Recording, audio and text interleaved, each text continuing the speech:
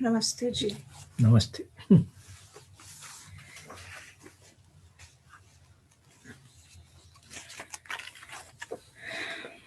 पिछले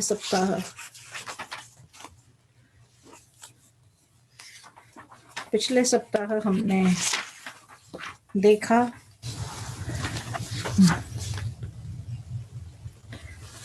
मंथरा के परिताप को कि कैसे मंथरा जो राजप्रसाद है, महल है, उसके ऊपरी, बहुत ऊपरी शिखर पर जिसकी तुलना महर्षि वाल्मीकि ने कैलाश पर्वत से की है, मंथरा वहां खड़ी हैं और उनके साथ एक दूसरी दासी भी है। और मंथरा आश्चर्यचकित होकर देखती है कि नगर में इस प्रकार तैयारियां चल रही हैं, मानो कोई विशेष आयोजन हो। तो उत्सुकतावश वह जो दूसरी दासी है उससे पूछती है और दासी उसे बताती है। तो मंथरा का जो है अहम आहत हो जाता है कि इतनी बड़ी घटना है, उसे पता ही नहीं, और वह जाती है झटपट कैकेयी के शयन कक्ष में। कैकेयी वहाँ विश्राम कर रही हैं और तो उन्हें गुस्से में झंझोड़ते हुए और बहुत अपमानजनक शब्दों में जगाती हैं। कैकेयी जब उठती हैं तो जब माता कैकेयी उठती हैं और देखती हैं कि मंथरा गुस्से में बड़बड़ा रही है, उस बात को वे समझ पाए उससे पहले ही वे उस सूचना को सुनकर कि राम का राज्याभिषेक होने वाला है, एक माँ के रूप में बहुत प्रसन्न होती हैं और कहती हैं कि मैं तुम्हें आशीर्वाद और शुभ सूचना लाने के लिए यह अपने जो आभूषण है, सबसे महंगा, सबसे बढ़िया आभूषण उतार कर मंथरा को दे देती है। तो अब उस आभूषण को पाकर दासी के रूप में तो किसी को भी प्रसन्न होना चाहिए कि महारानी, जो सबसे चहेती रानी है, कैकेयी के रूप का भी वर्णन आता है कि वे कितनी सुमुखी हैं, सुंदर हैं, और सो रही थी वे। लेकिन मंथरा आगे क्या करती है और क्या घटना घटती है और बातचीत क्या मोड़ लेती है, यह हम आज देखेंगे अभी। तो मंथरा त्वभ्यसूयानामुत्सृज्याभरणं च तत् उवाचेदं ततो वाक्यं कोपदुःखसमन्विता।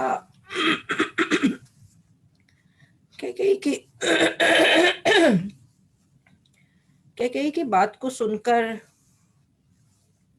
जब कैकेयी ने कहा कि तुम तो बहुत शुभ सूचना लाई हो, श्री राम तो मेरा बहुत प्रिय बच्चा है, और मुझे गर्व हो रहा है, अच्छा लग रहा है कि यह अच्छा निर्णय हुआ, तो शुभ समाचार है कि श्री राम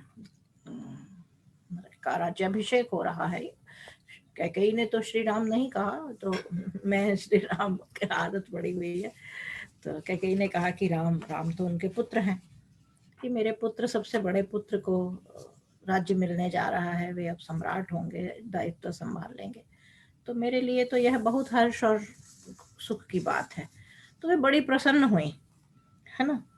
तो उस बात को सुनकर, जो पिछली बार यह मंथरा ने उनकी बात सुनी, इससे मंथरा को का जिसे कहना चाहिए कि दिल और जल उठा, तो कि जो वह करना चाहती है, एक तो इसलिए कि अपना अनादर अनुभव हो रहा था, दूसरा इसलिए भी कि जिस उद्देश्य से वह आई है, कैकेयी तो बिल्कुल उससे दूसरी बात कह रही है। तो उसने उस आभूषण को देना, कैकेयी के उस आभूषण देने की जो भावना और क्रिया है, उससे अपना अनादर जैसा समझा कि यह तो मेरा अपमान कर रही है, और उसे पीछे गहने को फेंक दिया दूर, और बड़ा जैसे दुखी हो गई हो, और क्रोध तो था ही, और उससे कहा कि कैकेयी का अनादर करते हुए, जो पहले उठाने से लेकर वह निरंतर अनादर ही कर रही है कैकेयी का, कि हर्षम किमिदमस्थाने कृतवत्स्यसि बालिशे शोक सागर मध्यस्थम नात्मानमवबुध्यसे। वो कहती है कि तू कितनी मूर्ख है, मूर्खा, उसे मूर्खा कहकर संबोधित करती है कि तुम कैसी मूर्ख हो, जिस बात पर तुम्हें दुखी होना चाहिए, तुम्हें शोक सागर में डूब जाना चाहिए और क्लेश होना चाहिए, उस बात पर तुम प्रसन्न हो रही हो, है ना। कि तुम्हें इतनी भी समझ नहीं रह गई है कि यह तुम्हारे लिए सुख की बात नहीं है, खुशी की बात नहीं है, यह तुम्हारे लिए दुख की बात है, तुम्हें दुखी होना चाहिए। तुम इतनी मूर्ख हो, तुम अपना सुख और दुख ही नहीं समझ रही हो। तो धिक्कारते हुए मंथरा ने माता कैकेयी से कहा, और फिर क्या कहा, शोचामि दुर्मतित्वं ते काहि प्रज्ञा प्रहर्षयेत्। अरे पत्नी, अरे सपत्नी पुत्रस्य वृद्धिं मृत्योरिवागताम्। कहती है कि तुम पर तो मुझे इतनी दया आती है, दुख हो रहा है मुझे कि ऐसी कौन सी मूर्ख स्त्री होगी जो अपनी, जिसे हम बोलचाल में सौत कहते हैं, यानी अपने पति की जो दूसरी भार्या है ना, कि उसका, उसके पुत्रों का उत्कर्ष देखकर, उसकी संतान को आगे बढ़ते देखकर, है ना, प्रसन्न हो रही हो। उनका बढ़ना तो मानो आपके लिए, तुम्हारे लिए, महिला के लिए मृत्यु के तप समान है। तो उस मृत्यु को, अपनी मृत्यु को देखकर भी तुम प्रसन्न हो रही हो, तो तुम तो बहुत मूर्ख हो। आचार्य जी आगे बढ़े, फिर हम आगे बढ़ेंगे। Last week we discussed how the Queen Kaikeyi's confident Manthara got the news from another maidservant who is close to the queen, the senior most Queen Kausalya. And she was very astonished that such a gigantic, important event is taking place, and she was not even aware of it. Namely, next morning, the eldest son Ram will be crowned as the king of Ayodhya. So she was obviously upset. She runs downstairs. She is at a height of the palace, probably at the terrace that these two maidservants have this conversation. Now she is coming downstairs and enters into the Queen Kaikeyi's bedroom. So it's probably afternoon, or she's taking siesta, probably it's afternoon nap. She is in sleep. And she wakes her up. Manthara wakes up the Queen Kaikeyi. She is very close, so she is confident she is connected to the Queen in a very close manner. So she wakes her up and tells her this development, that Ram will be the king from tomorrow morning. And this was mentioned by my colleague last time. And, Kaikeyi's first reaction is expression of pleasure. That is what comes out subconsciously when you are suddenly awakened. Then she expressed a matter of pleasure, that that is wonderful news. And she gave her valuable ornament as a gift to this maidservant Pantha. But Pantha had some other ideas, and that's what is now coming in this conversation. What we have just now heard, she is expressing, belittling the Queen Kaikeyi as a Moron kind of a thing. You don't see your own pain and misery that is close by to you. Of course, the greatest pain is that of death. So she is, trying to tell her, you are going to suffer as one enters into death, and you are interpreting it as a pleasant event, because then she is saying Ram is the your she is the Kausalya is the second, is the other wife of the king, and her son is Ram, biologically not your son. Your biological son is Bharat, and you are, and we will see next that you are not able to see the difference between Ram or Bharat becoming the king, and it is just a matter of time what you will be facing. So she is trying to paint a very different picture which Kekai would not have, because subconsciously what is her real personality, that she doesn't distinguish between Ram and Bharat. Both are, all the four sons were, three queens treated them as their own sons. So there was no distinction. But now Manthara is going to toe that line, and we'll see what happens next. Bharatadev रामस्य राज्यसाधारणाद्भयम् यद्विचिन्त्य विषण्णास्मि भयमभीताधिजायते। वो कहती है कि यदि राम का जिस प्रकार इस राज्य पर अधिकार है, भरत का भी उसी प्रकार अधिकार है इस राज्य पर, और भरत को तो शासन नहीं दिया जा रहा, और मुझे लगता है कि राम को भरत से बहुत भय लगता है, डर लगता है, उससे चिंता है कि कहीं भरत भागीदार न बन जाए, है ना। तो इसीलिए भरत को इस सब में सम्मिलित नहीं किया गया, और यही बातें सोच सोच कर मुझे दुख हो रहा है, मैं परेशान हूँ, चिंतित हूँ, और मुझे तुम पर क्रोध आ रहा है कि तुम ऐसी कैसी माँ हो सकती हो जिसे अपने पुत्र की चिंता नहीं है ना। क्योंकि अगर राम को भरत से भय है तो भय के कारण वह क्या करेंगे राम कि भरत की हत्या करवा देंगे। यानी देखिए कितना आगे तक मस्तिष्क सोच लेता है जब आप नकारात्मक विचारों में और दूसरे पर संदेह करते हैं, विशेषकर क्योंकि संदेह का जिसे कहना चाहिए, हम ऐसा नहीं हो सकता कि संदेह को कोई आपके दूसरा दूर कर दे। कई बार ऐसा होता है कि हमें लगता है और हमारा संदेह सही सिद्ध हो सकता है। ऐसा कभी हो सकता है कि हमें ऐसा लगा कि जैसे मान लीजिए कि बच्चा अस्वस्थ है और आपको संदेह है कि बच्चा ठीक से खा नहीं रहा, रो रहा है, तो उसे बीमार है, अस्वस्थ है।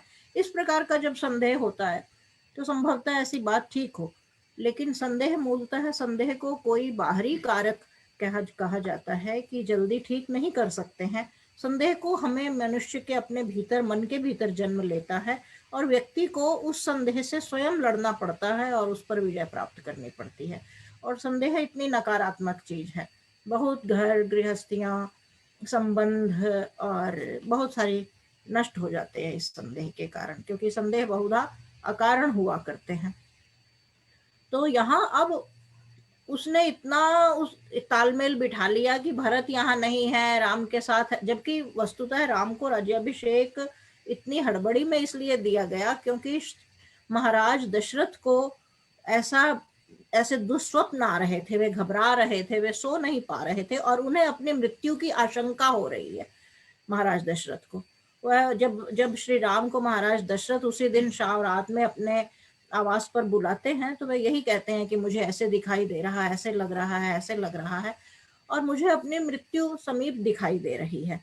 और इस घबराहट में उन्होंने झटपट में सोचा कि कहीं ऐसा ना हो कि राज्य शत्रु, या शत्रु तो नहीं, ऐसा कोई विवरण नहीं आया शत्रु का, कि उन्हें लगा कि ऐसा ना हो कि ऐसी घटना घट जाए और मैं अपने जीते जी अपने पुत्र को देख ना सकूं, और अयोध्या जो है ऐसी हो जाए कि कोई शासक नहीं है और बाद में घटनाएं घटें।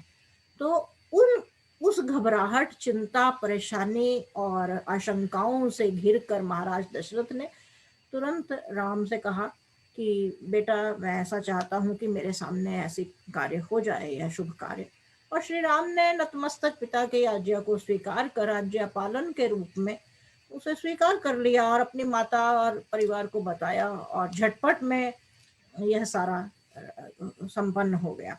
क्योंकि उसके बाद महर्षि वशिष्ठ जाते हैं और सुमंत्र जाते हैं, उन्हें पूरी दीक्षा देते हैं कि आप रात भर इस तरह से रहना, इस तरह से खाना, इस प्रकार सोना कड़े सिंहासन पर, और इस तरह से के व्रत का पालन करना। और अगले दिन की यह बात है कि उन्हें लगता है कि यह सूचना उन्हें प्राप्त हो गई कि अब दोनों खड़ी हैं दासियां ऊपर। लेकिन इस पूरे प्रकरण का सही अर्थ न जानकर और बुरी आशंका करना, संदेह करने के लिए मंथरा पूरा यह रच लेती है आशंका के कारण अपने मन में। और फिर समझती है कि यह इतनी जल्दी इसलिए हो रहा है क्योंकि राम को भरत से भय है और भरत यहाँ है नहीं, इसलिए किया जा रहा है। और अगर भय है तो अब आगे क्या अनिष्ट हो सकता है कि भरत की तो हत्या करवा दी जाएगी।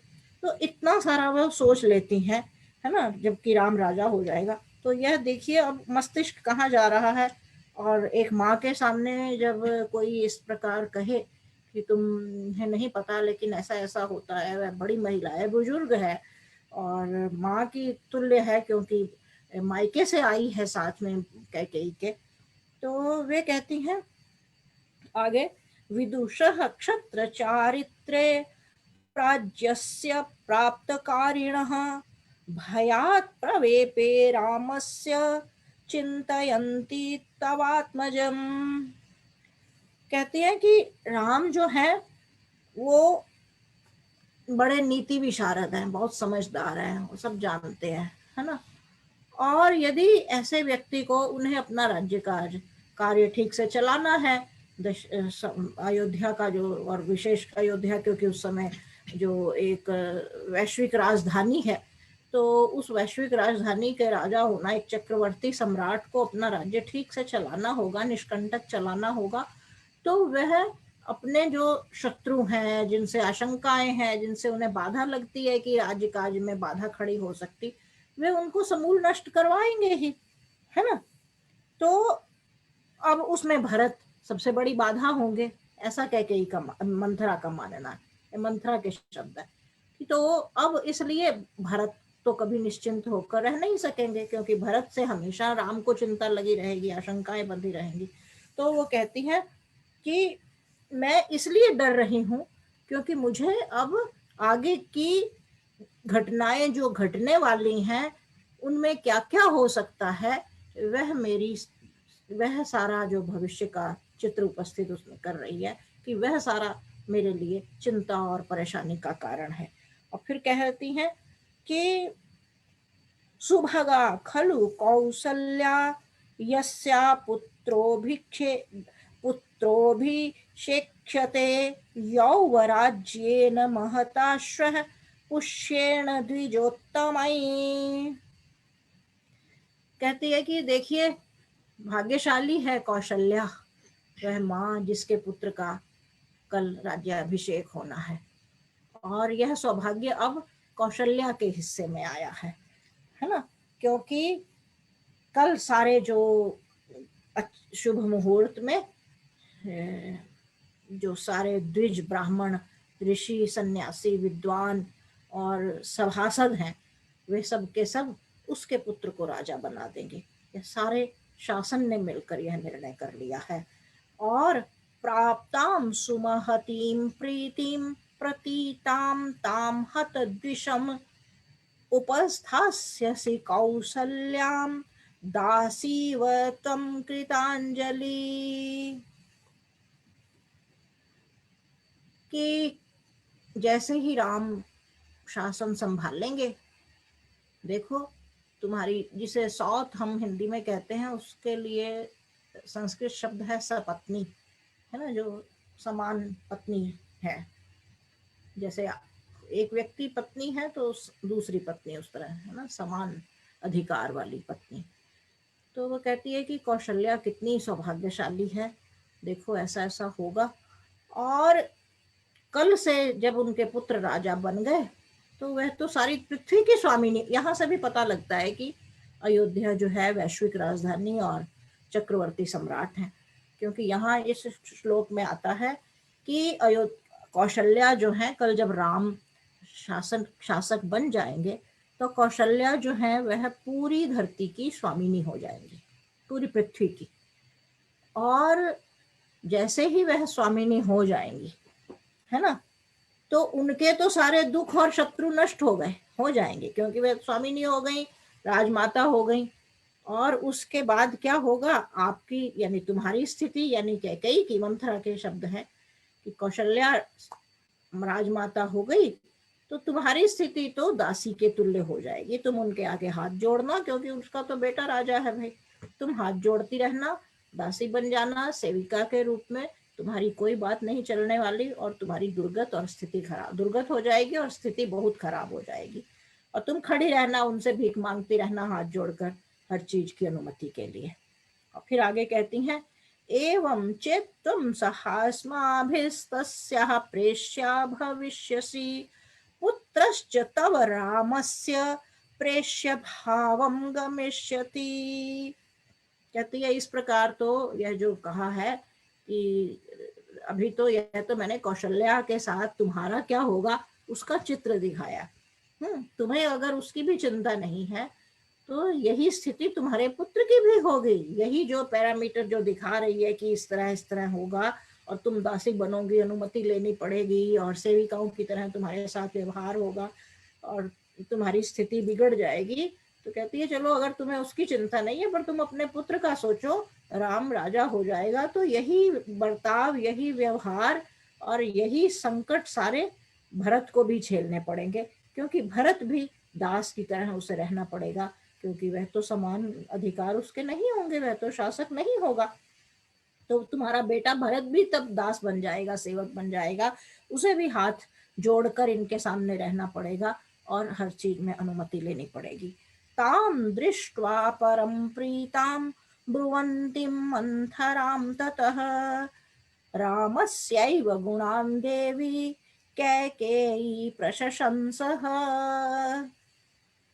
जब मंथरा ने, देखिए माता कैकेयी का बड़प्पन और श्री राम के प्रति प्यार, बहुत सारे इधर लेखक और तरह तरह की, क्योंकि राम की कथा का जैसा हमने कहा लगभग 9 लाख वर्ष पुराना इतिहास, इसके साथ सैकड़ों भाषाओं में हजारों लोगों ने अपनी अपनी बात कहने के लिए इसके किसी पात्र को लिया, क्योंकि इसमें इतने जीवन के पात्र आते हैं कि किसी को अपनी बात कहनी है और लेखक सीधे सीधे नहीं कह पाता, तो किसी एक पात्र को का नाम लेकर, उस नाम रखकर वह अपनी बात कहानी बुन लेता है। और फिर यह तो हमारा वैसा इतिहास है कि इसके साथ बाहर वालों ने भी बहुत सारी गड़बड़ियां करने की कोशिश की, जो आक्रमणकारी आए, और हमारा इतिहास जो इतना उन्नत इतिहास था, क्योंकि राम हमारे पुरोधा हैं और हमारी सोई हुई नसों में के अंदर रक्त का संचार कर देते हैं, शक्ति और चरित्र का, मानव निर्माण का, यानी खाली शक्ति का ही नहीं, आप देखिए आदर्श, यानी हमारा समाज जो उन्नत समाज रहा, क्योंकि उस समाज में ऐसे ऐसे महापुरुष, ऐसे ऐसे धीरोदात्त नायक हुए हैं। लेकिन जो भी इस भावना से आए कि उस देश की, उस संस्कृति और उन पूर्वजों को सब नष्ट भ्रष्ट मिलावट करके खराब कर दिया जाए, ताकि वह जाति, नस्ल जो है, वह देश जो है, वह संस्कृति जो है, उसका समूल नाश किया जा सके, उन लोगों ने तो इन चीजों को बिगाड़ने की कोशिश की ही। तो अपने लोगों ने भी बहुत सारी कोशिशें की, क्योंकि इतनी लंबी सभ्यता है, उसमें तरह तरह के विचारधारा के लोग आते गए, तरह तरह की बातें आती गई। अब आप अपने भारत के आधुनिक इतिहास को 70 साल का ही देख लीजिए, तो 72 साल हो गए। अब तो आप देखिए कि बाहर वालों ने जितने कुप्रयास किए होंगे भारतीय इतिहास को बिगाड़ने के, स्वयं भारत में, जबकि हम कहने को स्वतंत्रता प्राप्ति हो गई थी, लेकिन 7-8 साल की जो गुलामी और पराधीनता थी, उससे बाहर आने के बाद अपनों ने ही उस इतिहास के साथ कितनी छेड़खानियां की, और उनका सिलसिला अभी तक समाप्त नहीं हुआ, वह चल रहा है, चलता आया है। क्योंकि पाठ्य पुस्तकों में सभी जगह पर, आपने भी भारतीय जो भारत में जिन्होंने शिक्षा दीक्षा ली है, वे जानते हैं कैसा इतिहास वहाँ पुस्तकों में पढ़ाया जाता था। तो अपनों ने भी गड़बड़ियां की हमारे इस बहुत बढ़िया और विलक्षण इतिहास के साथ, और बाहर वालों ने भी की। उसका कारण यह हुआ कि यह पूरा जो राम का इतिहास है, वास्तविक इतिहास, लोगों तक नहीं पहुंच पाया, और लोग नहीं जानते। और प्रेरणा लेना तो एक तो मानव का स्वभाव वैसे ही है कि जो कठिन होता है, जो उसे स्वयं करना पड़ता है, उसमें हम पीछे रह जाते हैं। तो हम उतनी राम को अपने जीवन में वैसा नहीं, और राम से जुड़े हुए जितने नायक चरित्र, जितने पात्र चरित्र इत्यादि हैं, उनसे जो हमें समझना चाहिए था, उनकी वास्तविक कथा को हम नहीं समझ सके। और नहीं, और मंथरा को खलनायिका बनाकर और इस तरह से किया गया। लेकिन मूलतः मंथरा की, और कईयों ने तो बहुत ऐसा भी कर दिया कि वो राजनीति प्रेरित था, वो ऐसे था, दूरदृष्टि थी, कईयों ने इस तरह की भी एक दिशा ले ली कि मंथरा चाहती थी कि कैकेयी चाहती थी कि ऐसा ऐसा युद्ध हो, उसकी दूरदृष्टि थी, इसलिए उसने ये सब नाटक किया था। कईयों ने इस तरह के एक्सट्रीम पर पहुंचे, लेकिन हम महर्षि वाल्मीकि ने जो कहा है, जो इतिहास है, हम केवल उसकी बात करेंगे। हम किसी लेखक, किसी भाषा, किसी बात की, किसी व्यक्ति की कही हुई, इसलिए हम केवल महर्षि वाल्मीकि को प्रमाण मानते हैं और उन्हीं की बात आपसे कर रहे हैं। और उनके अनुसार आप देखिए, माता कैकेयी इतने सारे छल कपट और इतने कान भरना जिसे कहते हैं निरंतर, और जो उसकी माँ तुल्य है, उसके बावजूद माता कैकेयी जो है वे विचलित नहीं होती हैं। और जब उन्होंने यह जो अभी मैंने श्लोक पढ़ा, ताम दृष्ट्वा परम प्रीताम ब्रुवंतीम मंथराम ततः रामस्यैव गुणान देवी कैकेयी प्रशंसः। तो कहते हैं कि मंथरा के इस सारे अपवाद, गाली गलौज, बकवाद, है ना, और निंदा और भर्त्सना और भय दिखाना, ये सारा जो मंथरा ने किया, इस सब के बाद, इस सब को सुनकर कैकेयी बिल्कुल प्रभावित नहीं हुई, और उल्टा वो मंथरा से राम की प्रशंसा और राम के गुणों का बखान करने लगी। कहती हैं, क्या कहा उन्होंने अगला? जी आचार्य जी पढ़ें, फिर हम आगे बढ़ते हैं। We just now heard the dialogue between Mantha and Kaikeyi. The first part, what all Mantha has conveyed to the Queen Kaikeyi. And it's a very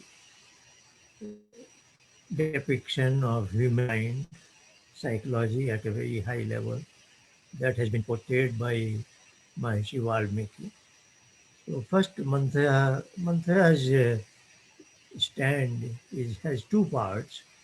First, she is trying to depict what will be the status of Kaikeyi vis-a-vis that of the senior queen Kausalya. She will be the queen mother, and she is going to the other extreme.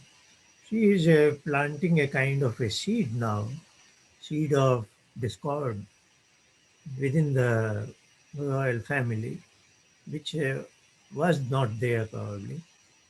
All the three queens were like sisters, and all the four princes were like brothers to each other. Of course, the age difference is not significant because, as we know, they were all born around the same time as a result of the Putyashti Yajna. So maybe Ram is a few days older than Bharat, Lakshmana, etc. It's just a matter of few days only. But still, the Ram has his virtues and qualities and traits, whatever you call it, that he deserves to be the king. And there is always something in King Dasharatha's mind. That is why probably he takes such a bold, gigantic step to pronounce Ram as the king next morning. But in all this event, Bharat is away from the site. He is away, whatever it is, whatever be the reason. Now Manthara is cooking up out of this event that once Ram becomes the king, your status with the aspect to the senior queen Kaushalya will be, she's using the word like maidservant.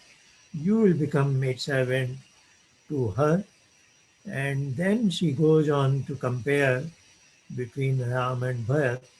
You know, she's trying to use the sensitive nerve of a mother, Kaikeyi, telling her that your son Bharat will be like a obedient servant to the Ram who will be the king. So she's playing two cards. One is your status with respect to the senior queen Kaushalya, and another is, if that doesn't hurt enough, she is trying to tell Mother Kaikeyi, look what will happen to your son Bharat. So she is bringing all kinds of distinction between the three queens who were like sisters and four princes, they were like brothers. But she is sowing the seed of discord and conflict, etc. So these two levels of psychological game that Manthra is playing now with Kaikeyi, and next we will hear Kaikeyi is still unmoved. She is still on the positive line, as we will hear next now. धर्मज्ञो गुणवान् दान्तः कृतज्ञः सत्यवाक्शुचिः रामो राज्यः सुतो ज्येष्ठो यौवराज्यमतोर्हति। राम के देखिए किन किन गुणों को कैकेयी अब कहती हैं। तो कहती हैं कि राम धर्म के मार्ग पर चलने वाले धर्मज्ञ हैं ना, फिर गुणवान है, फिर जितेंद्रिय है। राम के बारे में यहाँ कथा प्रारंभ ही होती है, नारद जी से पूछा वाल्मीकि ने ऐसा कौन कौन है। आपने बार बार देखा कि कितनी बार कितने लोगों ने श्री राम के किन किन गुणों का बखान किया है। तो आप सोचिए कि वे कैसे चरित्र होंगे।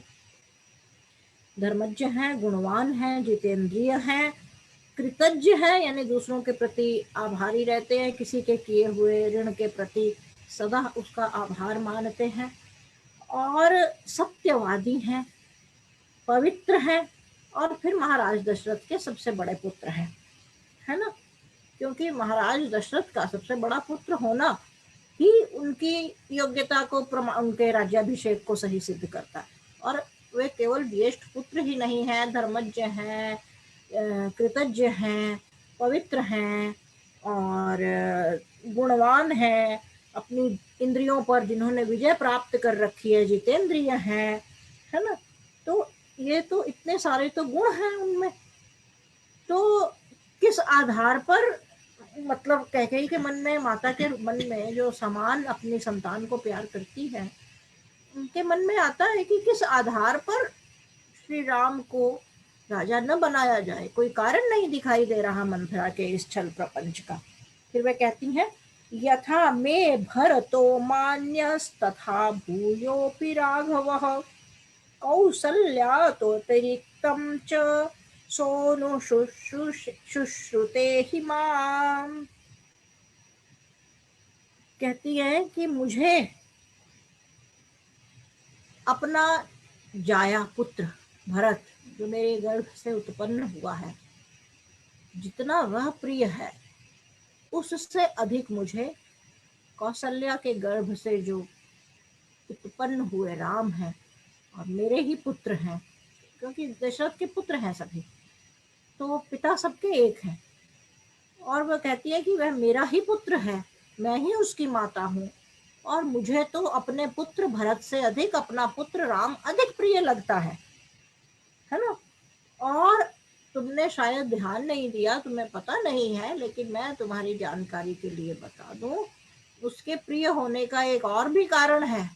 खाली मेरा प्रेम ही नहीं उस पर है, राम अपने जीवन में, अब तक के पूरे जीवन में, श्री राम ने कौशल्या से अधिक सदा मेरी सेवा अधिक की है, मुझे प्रेम और आदर अधिक दिया है राम ने। तो अपने कारणों से, अपने गुणों के कारण तो राज्याभिषेक का अधिकारी है ही, फिर मुझे प्रिय भी वह है, और फिर प्रिय होने के पीछे भी खाली एक तरफा संबंध नहीं है ये कि मैं ही प्रेम करती हूँ, मैं ही कोई उदार हूँ। श्री राम स्वयं ऐसा है कि उसने सदा माता कौशल्या से अधिक, मेरे साथ अधिक, मेरी सेवा अधिक की है, मेरा ध्यान, मुझे आदर और सम्मान अधिक करता है, मुझे प्रेम अधिक करता है। तुम्हें क्या यह सब नहीं पता? राज्यम यदि ही रामस्य भरतस्यापि तथा मन्यते ही यथात्मानं तथा भ्रातृस्तु राघवः। और कहती है कि राम का एक गुण, यदि राम को राज्य मिलता है, राम ही केवल ऐसे हैं कि राम को राज्य मिला तो उसका अर्थ है कि राम के सभी भाइयों को राज्य मिला, क्योंकि वे अपने भाइयों में भेद नहीं करते हैं। और जितना वे स्वयं को वरीयता यदि देते हैं, राम स्वयं को वरीयता नहीं देते, लेकिन राम अपने से अधिक बढ़कर अपने भाइयों को वरीयता देते हैं। तो राम को राज्य मिलने का अर्थ ही यही है कि दशरथ ने बहुत सोच समझकर यह निर्णय लिया है कि अपने इस ऐसे पुत्र को चुना जो अपने अधिकार से बढ़कर अपने भाइयों के अधिकार के प्रति सचेत रहता है। तो राम तो सदा ही अपने भाइयों को अपने समान मानते हैं, अपने से बढ़कर मानते हैं, इसलिए कोई चिंता की बात नहीं है। कैकेय्या वचनं श्रुत्वा मंथरा भृश दुःखिता दीर्घमूष्णं विनिश्वस्य कैकेयीम् इदमब्रवीत्। अब जब कौशल्या, जब माता कैकेयी लगातार भरत के, श्री राम के गुणों का बखान करने लगी और उन पर कोई प्रभाव ही नहीं पड़ा मंथरा के, सारा जो प्रपंच मंथरा रच रही थी उसकी बातों का, उसके तानों का, उसके जो आग लगाने वाला जो अभियान चल रहा था परिवार तोड़ने का, मंथरा ने देखा कि कैकेयी पर तो इसका कोई प्रभाव ही नहीं पड़ रहा।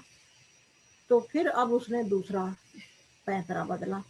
अब वह अभी तक तो क्रोध में बड़बड़ा रही थी, छल कर रही थी, भड़का रही थी, अब उन्होंने दुखी होने का नाटक किया। अब वह बड़े गहरे गहरे श्वास लेने लगी, है ना, और दुखी हो गई, घबरा गई कि जैसे मुझे बहुत चिंता है, विलाप की मुद्रा में आ गई कि मैं बहुत घबराई हुई हूँ, कोई दुख आने वाला है, अनिष्ट होने वाला है, सब बिगड़ जाएगा। और गहरे सांस लेकर माता कैकेयी से कहा, अनर्थदर्शिनी मौख्यान्मात्मानमवबुध्यसे शोक व्यस्म विस्तीर्णे मज्जन्ति दुख सागरे। कि ओहो, तुम्हारे साथ कई बार ऐसा होता है कि व्यक्ति के साथ कुछ अनर्थ, बुरा होने वाला होता है, विनाश होने वाला होता है, और व्यक्ति को कुछ समझ नहीं लगती, वो सोचता है कि उसके साथ अच्छा हो रहा है ना। अपने साथ होने वाले अमंगल को, अनर्थ को, दुख को व्यक्ति समझ नहीं पाता।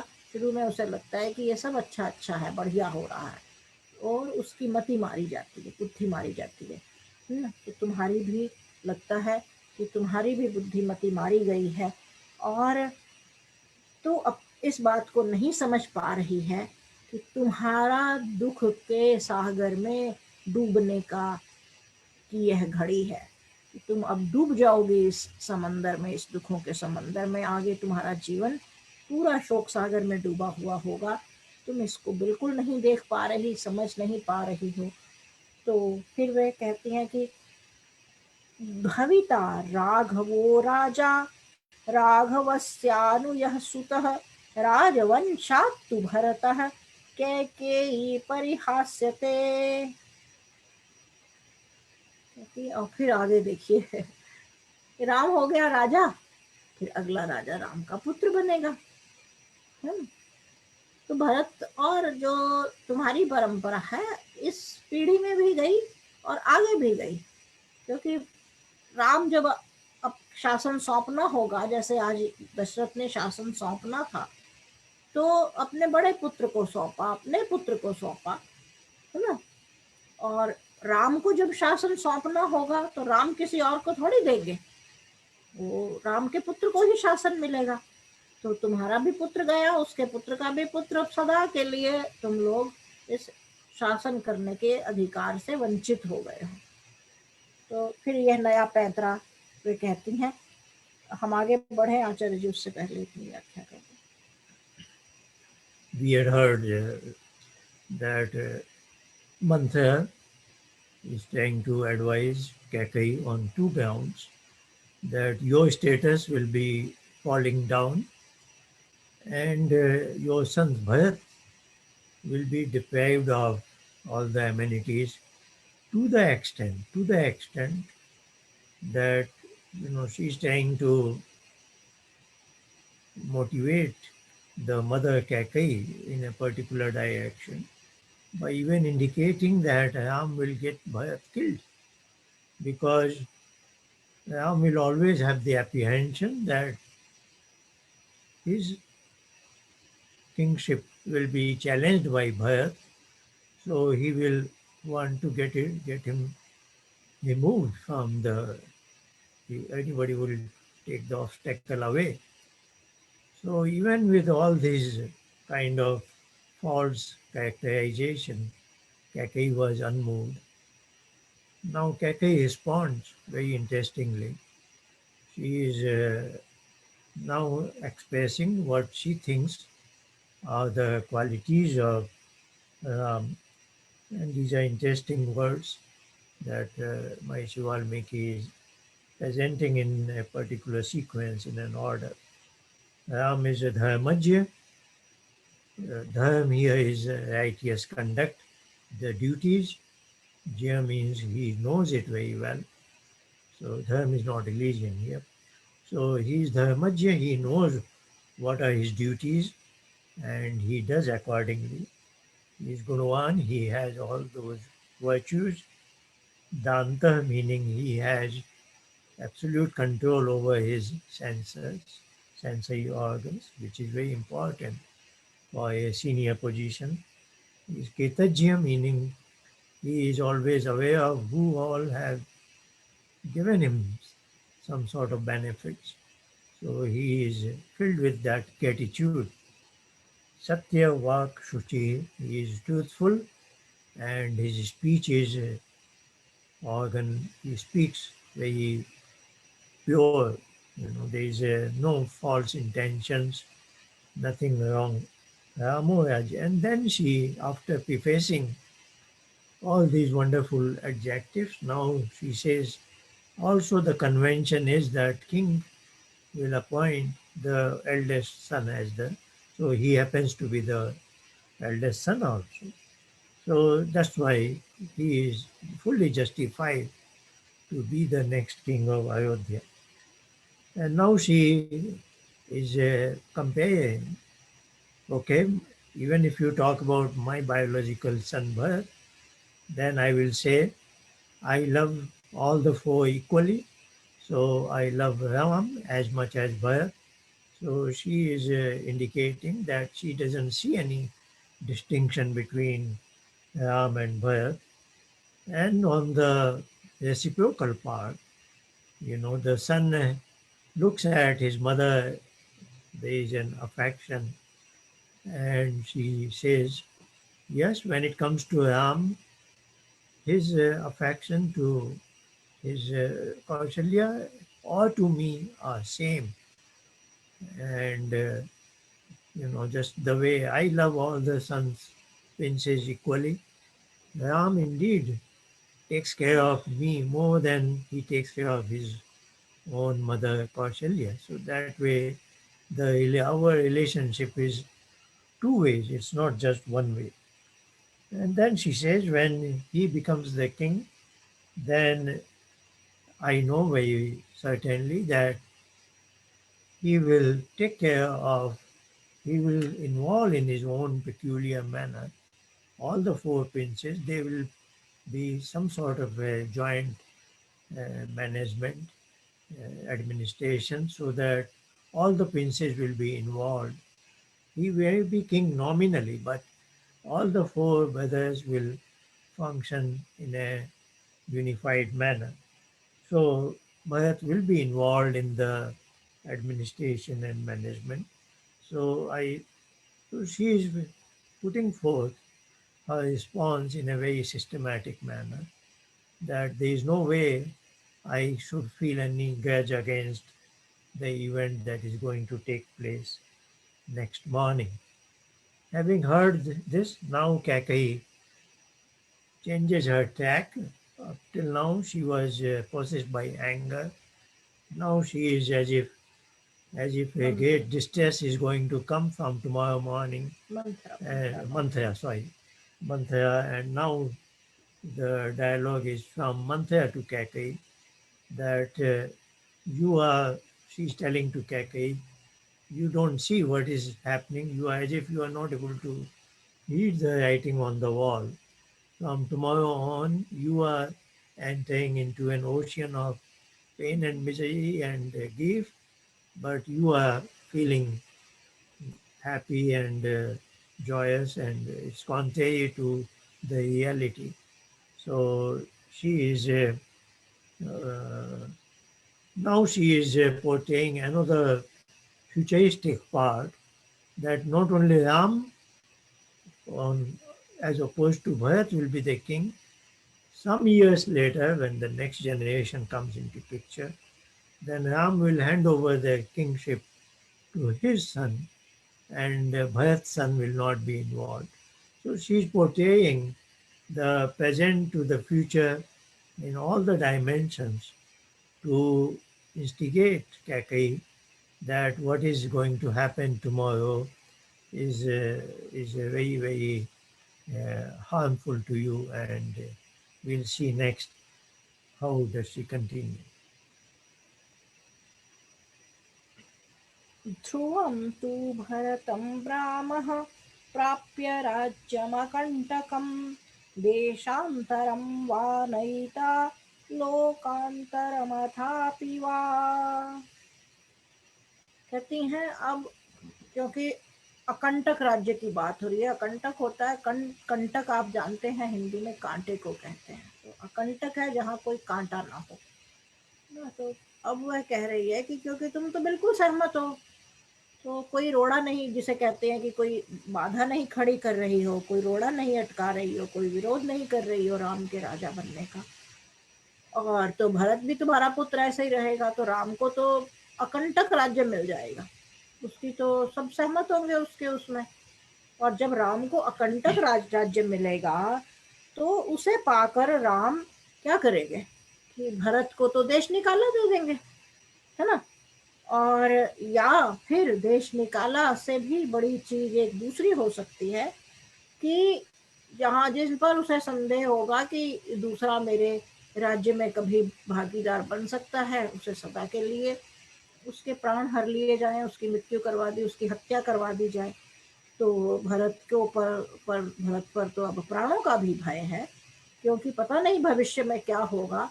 राम को यदि भरत से कुछ भी आशंका हुई कि राज्य का यह भागीदार बन सकता है, तो भरत को राम समाप्त करवा देंगे, उनके प्राण हर लेंगे। और गोप्ता ही रामम सौमित्रिर्लक्ष्मणं चापि राघवः अश्विनोरिव सौभ्रात्रं तयोर्लोकेषु विश्रुतम्। कहती है कि राम और लक्ष्मण, जैसा हमने बताया था कि सुमित्रा के दो पुत्र हैं, लक्ष्मण और शत्रुघ्न। राम जो है लक्ष्मण के साथ उनकी जोड़ी है, और जो शत्रुघ्न है वे भरत के साथ निकट के हैं। तो ये इस प्रकार चार भाइयों की दो जोड़ियां बनी हुई हैं। और हमारे यहाँ वैदिक वाङ्मय में अश्विनी कुमार आता है प्रसंग कि तो उन्हें जोड़ी के लिए, दो भाइयों की जोड़ी का, हमारा जुड़वा भाइयों का जैसा होता है, तो हमारे इतिहास में अश्विनी कुमार नाम आता है कि अश्विनी कुमारों की तरह राम और लक्ष्मण की जोड़ी है। वे दोनों इस प्रकार है जैसे वे ही दोनों जुड़वा भाई हैं। तो राम क्या करेंगे, राम सदा लक्ष्मण की तो रक्षा करेंगे ही करेंगे, क्योंकि वे लक्ष्मण को बहुत प्यार करते हैं। वे दोनों जैसे जुड़वा भाई हैं इस तरह रहते हैं, और लक्ष्मण हमेशा यही करेंगे कि राम की रक्षा करेंगे। तो लक्ष्मण पर तो किसी तरह का कोई खतरा नहीं है। राम को लक्ष्मण से किसी तरह का कोई भय नहीं है, कोई चिंता नहीं है, इसलिए लक्ष्मण पर कोई संकट नहीं मंडरा रहा, है ना। तो वो तो दोनों बड़े प्रेम उनका बड़ा प्रसिद्ध है, और दोनों एक दूसरे की सुरक्षा करते रहेंगे। तस्मान् न लक्ष्मणे रामः पापं किंचित करिष्यति, रामस्तु भरते पापं कुर्यादिति न संशयः। कहती है और इसलिए क्योंकि उनका इतना प्रेम प्रसिद्ध है, वे दो भाइयों की तरह, ना तो उसका कोई कुछ बिगड़ने वाला है और ना वह उसका कुछ बिगड़ने देंगे। यानी ना तो लक्ष्मण का कुछ बिगड़ेगा, ना लक्ष्मण राम का कुछ बिगड़ने देंगे, और न राम का कुछ जाएगा लक्ष्मण के अस्तित्व से, क्योंकि उनका लक्ष्मण से उन्हें कोई भय नहीं है, कुछ खतरा नहीं है, वह तो उनका प्रिय पात्र है। तो इसलिए राम भी उनको किसी प्रकार उनको है नहीं। लेकिन भरत के साथ ऐसी जोड़ी उनकी नहीं है, और भरत का अनिष्ट करने में शासक बनते ही राम का मन पलट जाएगा, और भरत का अनिष्ट करने में, बिगाड़ने में, भरत को हानि पहुंचाने में, देश निकाला देने या हत्या तक करवाने में कोई संकोच नहीं होगा उन्हें, है ना। और बिल्कुल नहीं ऐसा वो इस बात से चूकेंगे कि भरत को बाहर निकाल कर फेंको, और क्योंकि यही बाधा है राज्य में, भरत पर उनका स्नेह भी वैसा नहीं है, ऐसे ऐसे। और यह फिर साथ में जोड़ती है कि ऐसा मेरा संदेह है। मैंने देख लीजिए अभी जो हमने बात की थी कि संदेह का कोई उपचार नहीं होता, अब मंथरा स्वयं यहाँ कह रही है कि ऐसा मुझे संदेह है, ऐसा नहीं कह रही कि ऐसा ही होगा, अपने आप ही जोड़ रही है कि ऐसा मुझे संशय है। संशय शब्द आया संस्कृत में, यानी इसका अर्थ है कि संदेह। तस्माद् राजा जगृहाद् देवी वनं गच्छतु ते सुतः, एतद्धि रोचते मह्यं भृशं चापि हितं तव। कहती है कि मेरा तो इसलिए मेरे मन में यह संदेह जो संशय खड़ा है, और मुझे ऐसी आशंका प्रतीत हो रही है भविष्य को लेकर कि ऐसा होगा, इसलिए मैं तो यही सलाह दूंगी कि भरत जो हैं, जो ननिहाल में बैठे हैं अपने मामा के पास, और वहां से भागकर उसे कहो कि वो जंगल में चला जाए, है ना। क्योंकि मरने से अच्छा है कि वन में समय बिताया जाए। तो यह मानकर कि चलो आज नहीं तो कल कभी दिन बदलेंगे, कभी स्थिति अच्छी होगी, जब दिन अच्छे हो जाएंगे तब वह वन से वापिस आ जाए।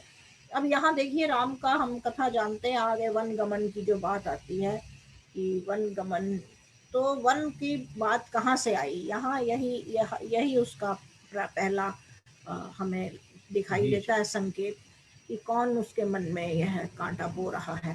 तो कि उसे जान का खतरा है, वह वन में चला जाए और अभी से भाग जाए ननिहाल से, क्योंकि अगर वन में रहेगा, सामने रहेगा तो मारा जाएगा, वन में रहेगा तो कम से कम जीवित तो रहेगा, और जीवित रहा तो शायद कभी अच्छे दिन आ जाए, नहीं तो आगे ईश्वर की जैसे एक है, ईश्वर के भरोसे। और यह कहकर फिर वह कहती है, एक बड़ा विचित्र सा श्लोक है अगला श्लोक जो है, उससे हमें थोड़ा इतिहास दिखाई देता है। अब मुझे नहीं पता कि कैकेयी का जो मंथरा की जो चालबाजी है, यह उससे निकला है या इसकी कुछ वास्तविकता रही है, क्योंकि मंथरा तो झूठ बोलने और भड़काने और कुछ भी आक्षेप और लांछन और डर दिखाने में माहिर है। तो ऐसा व्यक्ति, कैकेयी को भी उसने अपमानित किया है। तो इस श्लोक में वो कहती है, दर्पा निराकृता पूर्वं त्वया सौभाग्यवत्तया राम माता सपत्नी ते कथम वैरम न यातयेत।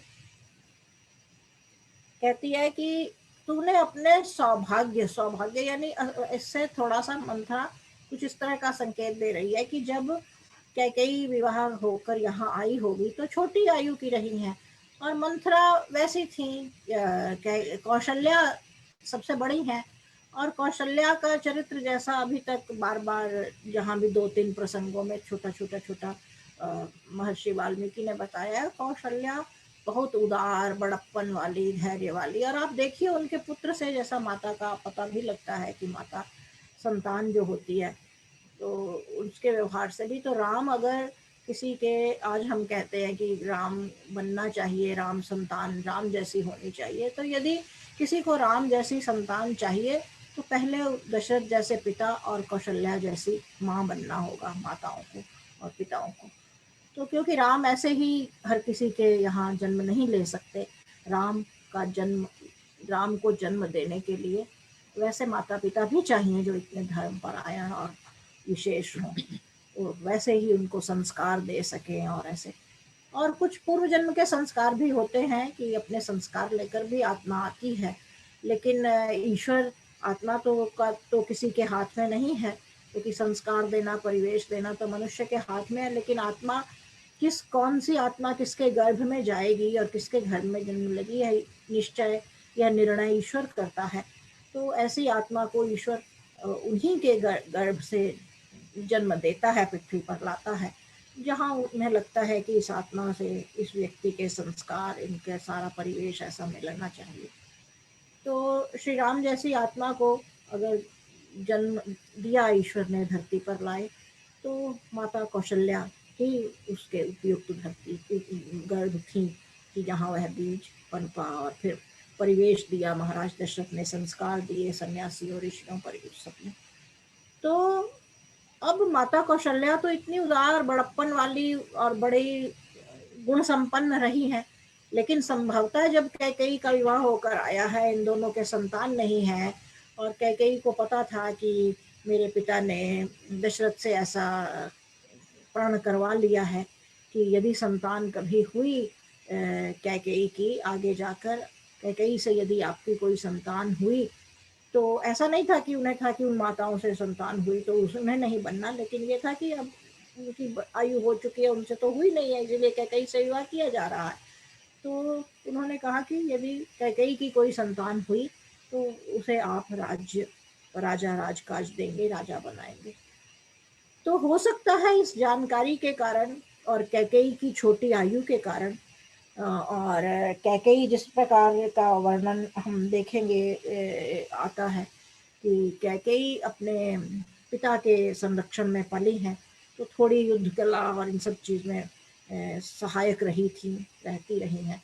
तो कैकेयी का एक दूसरा चरित्र है, दूसरी प्रकार का है, कौशल्या का एक दूसरा चरित्र है।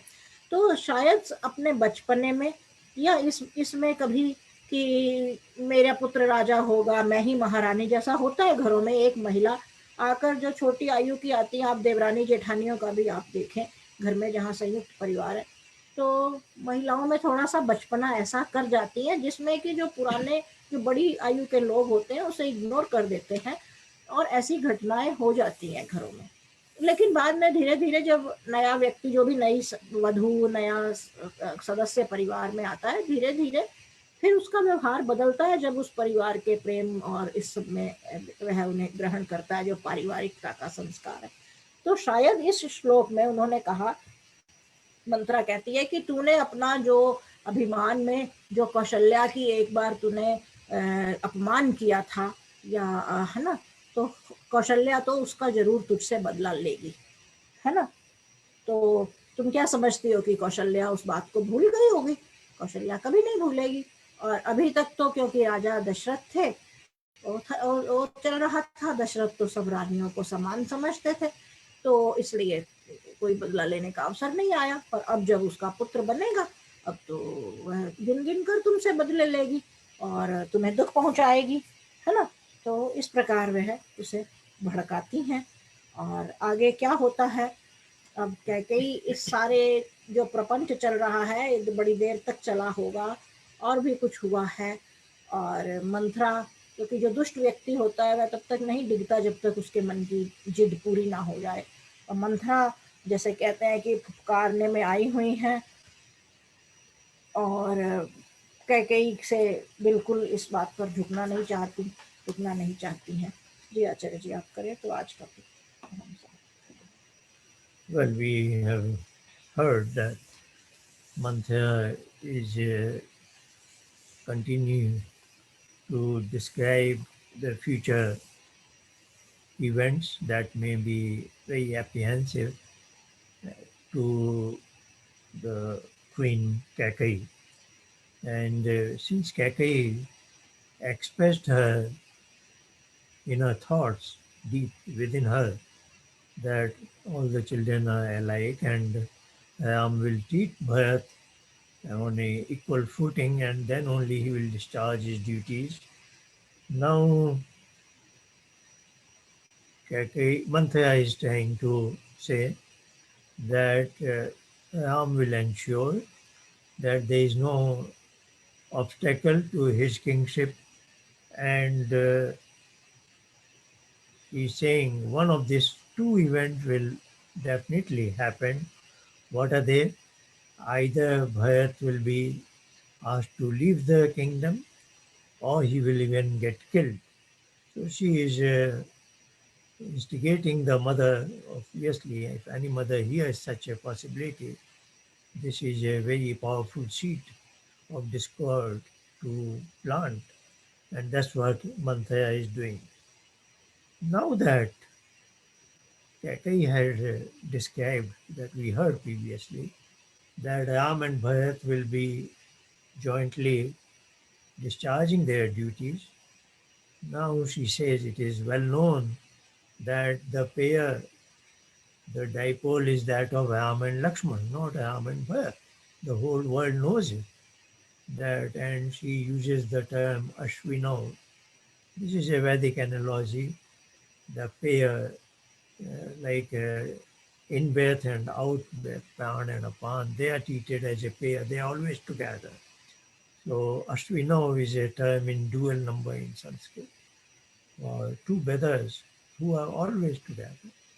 And then she says the two brothers are Ram and Lakshman. And it's not Ram and Bharat. Everybody knows it. So you have to be aware that Ram and Lakshman will jointly rule the kingdom, and it will not be, Bharat will not be involved. Bharat will be considered, will be treated as an obstacle by Ram.